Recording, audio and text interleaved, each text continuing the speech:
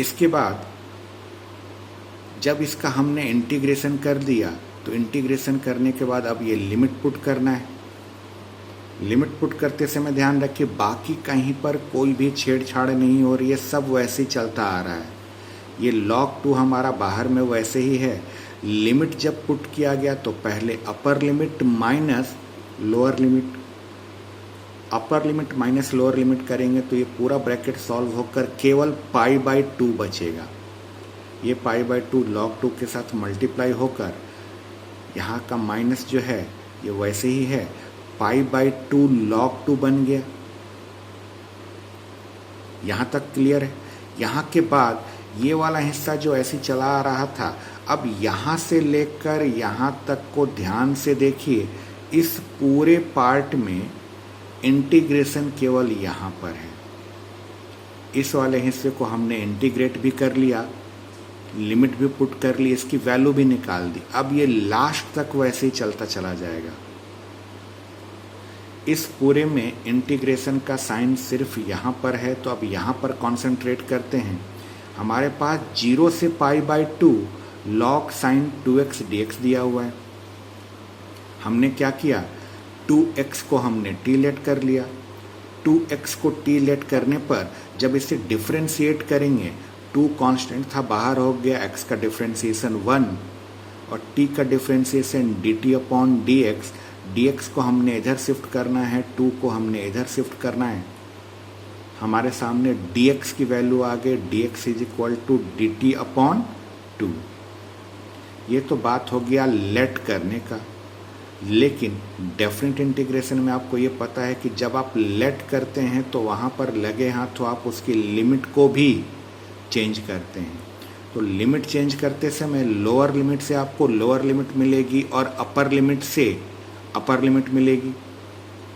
Lower limit आपका 0 है तो व्हेन x = 0, x = 0 आप यहीं पर पुट करेंगे जिसे आपने लेट किया था।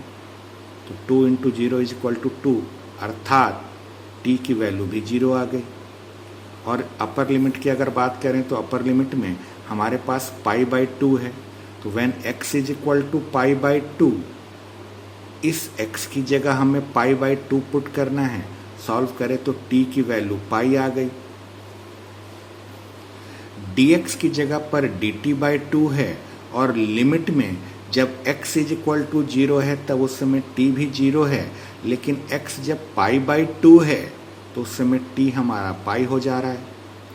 अब इन सारे चेंजेस को हमने यहाँ अप्लाई कर दिए। जो ये वाला हिस्सा था, इसमें जब हम इस वाले पार्ट को 2x वाले पार्ट को t में चेंज कर रहे हैं तो सारा चीज़ t के हिसाब से होना चाहिए। तो देखिए लिमिट भी t के हिसाब वाला आ गया और dx की जगह पर dt/2 भी आ गया। इधर आपको कुछ भी ध्यान देने की ज़रूरत नहीं है, ये जो है वैसे ही चला आ रहा है और लास्ट तक ये वैसे ही चलता चला जाएगा। अब यहाँ पर आइए, इस लिमिट को ध्यान से देखिए। ये जो dt/2 है, ये 2 जो है ये बाहर में आ गया है।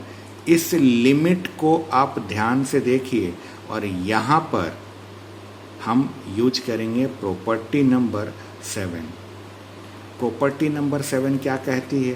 प्रॉपर्टी नंबर 7 यही कहती है कि 0 से 2a fx dx जो होता है 2, 0 से a fx dx होता है अगर f 2a - x जो है fx के बराबर हो।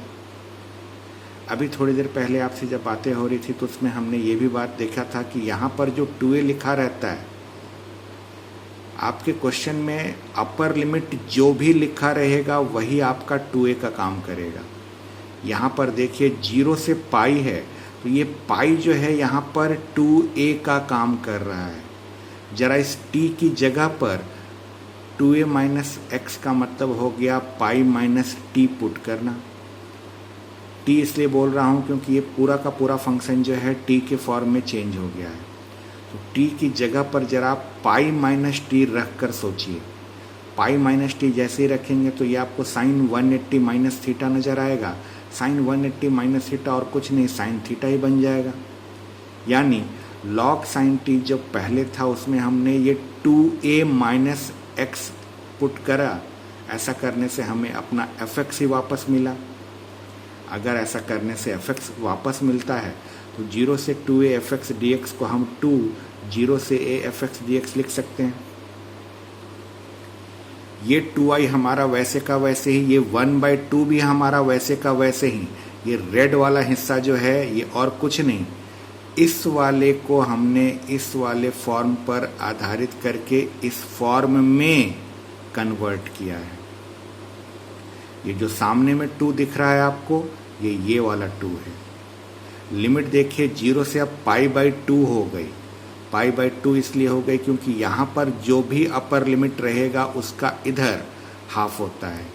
हमारा पहले पाई था तो यहाँ π/2 हो गया, और ये sin t dt वैसे ही है, और ये वाला हिस्सा भी हमारा वैसे ही है। ये 2 और ये 2 को ध्यान से देखिए तो कट गया। 2i = 0 से π/2 log sin x dx minus π/2 log 2।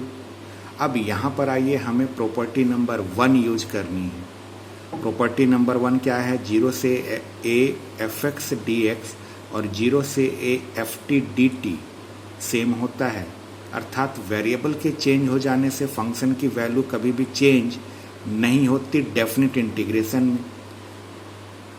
तो ये वाला जो हिस्सा था, इस वाले हिस्से में ये 2 और ये 2 तो कैंसिल हो गया। 0 से π/2 लिमिट हमारा वैसे ही है। लॉग साइन ये जो t है इसे हमने x में चेंज कर दिया, तो dt जो है वापस dx में चेंज हो गया इस फॉर्मूले के आधार पर। अब इसे ध्यान से देखिए, 0 से π/2 log sin x dx ये अपने आप में i है।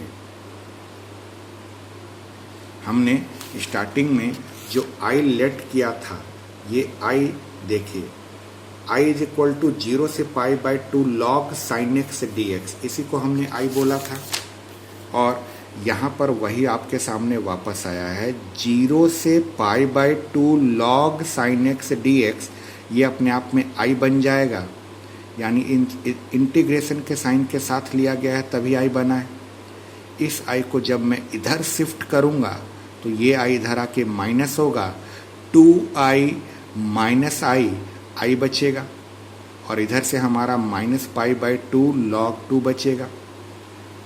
इसलिए यही हमें प्रूफ भी करना था। हैंस 0 से π/2 log sin x dx और 0 से π/2 log cos x dx ये दोनों की वैल्यू सेम होती है, और ये माइनस π/2 log 2 के बराबर होती है।